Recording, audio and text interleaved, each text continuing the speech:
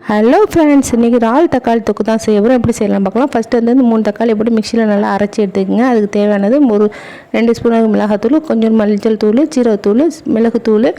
நம்ம ஒரு கடாய் அடுப்பில் வச்சு நம்ம எண்ணெயை ஊற்றி எண்ணெய் வந்து சூடானதுக்கப்புறம் அதில் கடுகு போட்டுக்கலாம். ஒரு புளி அளவுக்கு நம்ம நாட்டு வெங்காயம் சின்ன சின்ன கட் பண்ணி வச்சுருக்கோம்.